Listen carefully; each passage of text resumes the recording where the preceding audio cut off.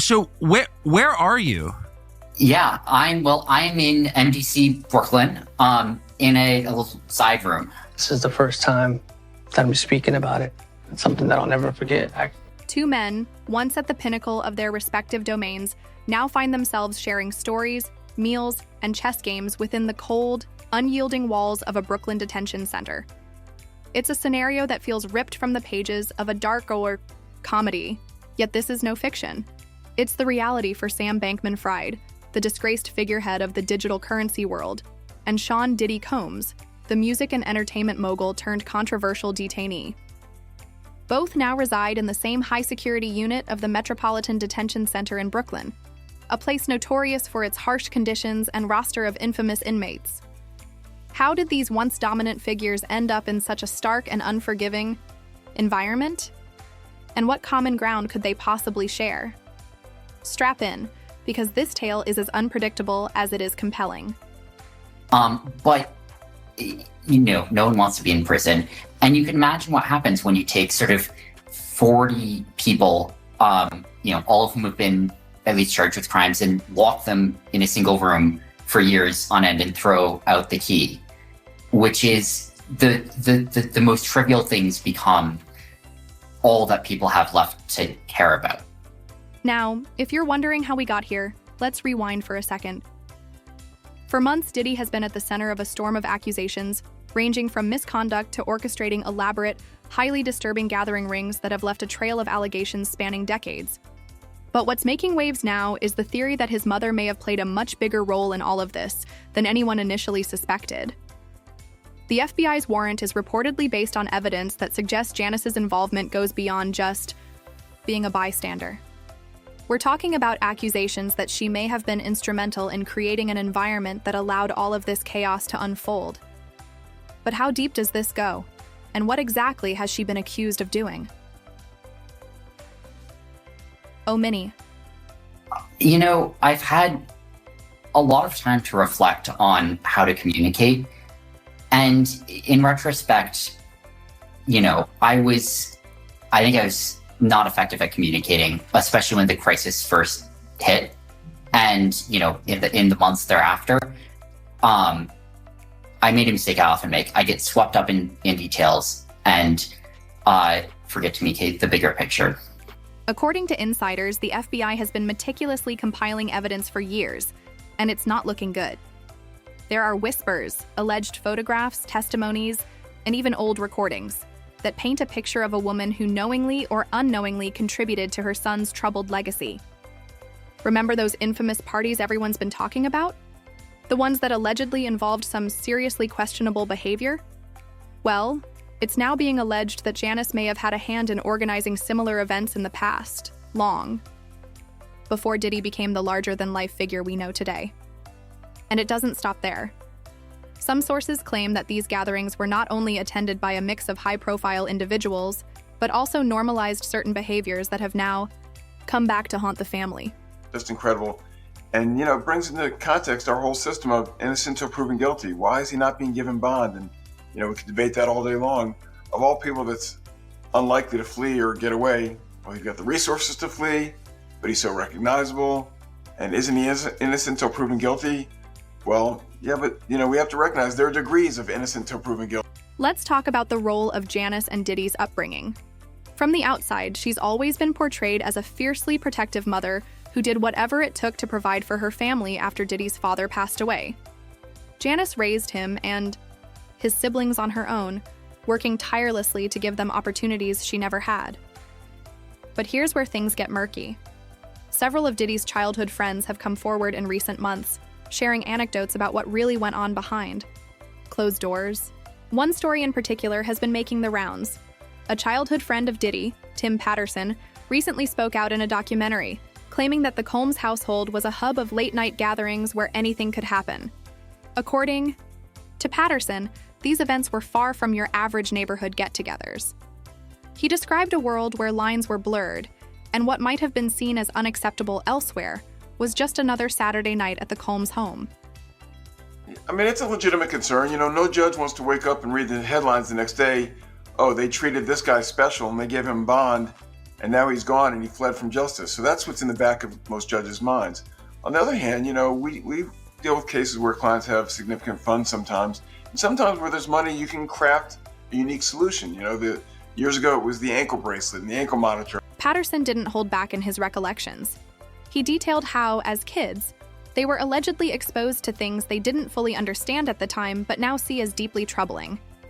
From overheard conversations to walking into rooms where things were happening that no child should witness, Patterson painted a picture of a household where boundaries were seemingly non-existent.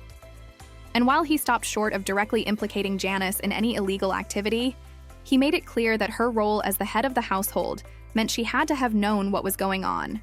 She was the one running the show. Patterson reportedly said she knew what was happening and didn't stop it. That was just the way it was. But here's the kicker. Some sources claim that Janice's involvement didn't end with simply turning a blind eye. Allegedly, she was actively involved in ensuring that these gatherings were well-stocked and well-attended. There are even rumors that she coordinated with other adults in the community to keep the atmosphere lively. While these claims are unverified, they've been enough to catch the attention of federal investigators, who are now digging into Janice's past to determine just how much she knew and how much she might have contributed to the environment that shaped Diddy's worldview. Of course, some of them are, I think are thinking like, wow, this is sort of a big opportunity, to meet people they wouldn't otherwise get to meet, which is, it shocked me the first time I heard that. Right, it makes sense from their perspective, but boy, is that not how I think about prison. And let's not forget the psychological impact all of this might have had on young Diddy. Growing up in such a chaotic environment could have lasting effects on anyone, let alone someone who would go on to live his life in the public eye. Experts have weighed in, suggesting that the normalization of certain behaviors at an early age could explain some of the allegations leveled against Diddy as an adult. It's a classic case of nature versus nurture, with many now questioning whether Diddy's actions are a direct result of the environment he was raised in. Was he simply a product of his upbringing, or is there more to the story? It's just interesting to me that with all the money he has and all the resources he has, they couldn't craft some solution that lets him be under some form of house arrest. And again, it sounds like special treatment, but the truth of the matter is, to incarcerate somebody like him is expensive to all of us. We're taxpayers, and he's got to have unique situations. You can't put him in general population where, everyone wants a piece of him and everyone wants to be his friend and everyone. Adding fuel to the fire are the numerous rumors and speculations that have been swirling around the Diddy family for years. You've got the whispers about secret payouts to keep certain stories out of the public eye, the allegations of intimidation, tactics used to silence critics, and now the possibility that Janice herself may have been complicit in some way. It's a lot to take in, and it's no wonder the media frenzy has reached a fever pitch. Everyone wants to know how deep this rabbit hole goes and what it means for the future of the Combs family. The arrests and ongoing investigations have only added to the drama. Diddy himself is currently facing a mountain of legal troubles, with multiple lawsuits and criminal charges that could see him locked away for a very long time. But now, with the spotlight shifting to his mother, the narrative has taken a sharp turn. If the allegations against Janice are true, it raises serious questions about accountability and complicity. Should she have done more to protect her family from the chaos that seems to have consumed them? Or was she just as much a victim of circumstances as anyone else? Well, Sierra, anything's possible, right? But now this judge has an even harder time, I think, because the past judge locked him up, didn't let him out, and he's still there available for trial. If the new judge lets him out on bond and something goes wrong, and this isn't the analysis that I'm proud to make, right? We shouldn't be saying, well, judges are worried about their own skin and how they look if something bad happened. As it stands, the FBI's case against Janice is still unfolding, and the details are being kept under wraps for now. But one thing is clear. This isn't just about Diddy anymore. It's about a family dynasty that is crumbling under the weight of its own secrets. And with every new revelation, the story gets darker and more complicated. So, what happens next? Will Janice turn herself in, or will she fight the allegations tooth and nail? And how will this latest twist affect Diddy's ongoing legal battles? One thing's for sure, this story is far from over. Stay tuned because the drama is only just beginning. All right, let's dive back in, because if you thought the first part of this story was jaw-dropping, just wait until we unpack the rest. the saga of Shah Diddy Combs, his troubled history, and the crumbling of his carefully curated empire is like peeling back the layers of an onion, each one more pungent and eye-watering than the last. Now, the focus shifts from his mother's alleged role to Diddy himself, the history of his alleged misdeeds, the mounting evidence against him, and the unraveling of his once formidable legal team. This is the part of the story where things truly start to spiral out of control. Every jail is bad, and some jails are worse than others. And the problem, again, is if you move him, why is he getting special treatment? And maybe he's earned special treatment. Maybe what he's done, maybe he's given so much back to his fans and to the world and to charity that maybe there's a way that it plays out in the end. But again, to go into court and say this jail is bad, move him to another jail. Let's start by rewinding the clock and taking a closer look at Diddy's history, which, let's be honest, has always been a bit of an enigma. For decades, he's been one of the most powerful figures in the entertainment industry, seemingly untouchable. But behind the glitz and glamour, there have always been whispers of manipulation, intimidation, and a dark side that didn't quite match the polished, larger-than-life persona he projected to the world. It's as if the cracks in his image were always there, but no one dared to dig too deep, until now. Yeah, what we see are just the people that are around us on the inside, rather than who we are on the outside.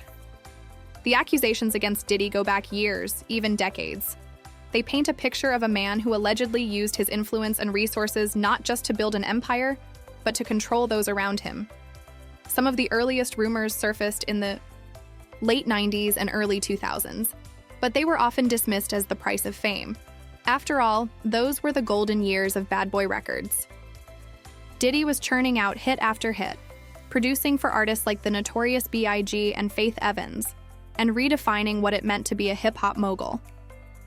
He was a trendsetter, a visionary, and to many, a role model. But according to some of the people who worked closely with him during that time, the reality behind the scenes was far less glamorous. One former employee who has chosen to remain anonymous described the atmosphere at Bad Boy Records as a pressure cooker. They claimed Diddy was a master manipulator, allegedly using fear and coercion to keep everyone in line. He had this way of making you feel like you owed him everything, the source reportedly said. It wasn't just about doing your job. It was about proving your loyalty to him, no matter what that meant. Loyalty, it seems, was the currency of Diddy's empire, and those who didn't fall in line were allegedly cast aside, or worse. Public realm, this is very significant, just from who we associate Diddy being and everything we've seen him do over the decades. Like you said, this is quite the downfall to go from, we saw the mansions back in March that were raided by the feds. So to go from living in those mansions to being in a jail cell right now, I think it really underscores the magnitude of what he's facing and the weight of the federal government. Then there are the infamous gatherings, which have become a cornerstone of the allegations against him. These events, often described as lavish and over the top, have been the subject of speculation for years. They were attended by celebrities, insiders, and allegedly individuals who were coerced into participating in activities that they later described as deeply disturbing. One guest who attended one such event in the early 2000s claimed that what they witnessed left them shaken. It was like something out of a movie, they said. The power dynamics were clear. There were people there who looked like they didn't want to be, but no one said anything. You didn't question it. Fast forward to the present day, and those whispers have turned into a full-blown reckoning. The lawsuits are piling up, with more and more individuals coming forward with allegations against Diddy. Each lawsuit paints a similar picture. A man who allegedly used his wealth, power, and influence to exploit and control others. And while Diddy has categorically denied all the accusations, the sheer volume of claims is impossible to ignore. I think it's to be expected, just the shock of this and the questions about what is ahead of us. How long is he going to be in custody? Is this an R. Kelly situation? Is he going to not get out for a number of years? Is he going to end up serving a long-term prison sentence from this? Or does he have a chance of beating these charges at a trial that could come? But perhaps the most telling sign of how bad things have gotten is the chaos within Diddy's own legal team. This is where the story takes an even more dramatic turn. Over the years, Diddy has been known for assembling some of the best legal minds money can buy. His lawyers have successfully defended him against everything from contract disputes to more serious allegations, earning him a reputation as someone who could weather any storm. But now, that once unshakable team appears to be falling apart. But there's also strategic reasons for the prosecutors to want him to have co-defendants, because right now he hasn't waived his right to a speedy trial, which would force prosecutors to take him to trial pretty quick, which they actually might not be ready to do. But if they supersede him and have co-defendants with him, it makes it a lot easier to pursue a trial continuance without him waiving his speedy trial. Just recently, one of Diddy's lawyers, Anthony Rico, filed a motion to withdraw from the case. In the motion, Rico stated that under no circumstances could he continue to represent Diddy. While he didn't elaborate on the reasons behind his decision, the timing couldn't be worse, with a trial date looming and the stakes higher than ever. The departure of a key member of his defense team raises serious questions about the state of Diddy's case. Is it possible that even his own lawyers are losing faith in his innocence, or is there something else going on behind the scenes? What's even more intriguing about Rico's resignation is the speculation that he may have stepped down due to certain internal documents that surfaced during the course of the case. While the details of these documents remain sealed, insiders close to the investigation have hinted that they contain information so damaging that even the most seasoned defense attorney might think twice about staying on board.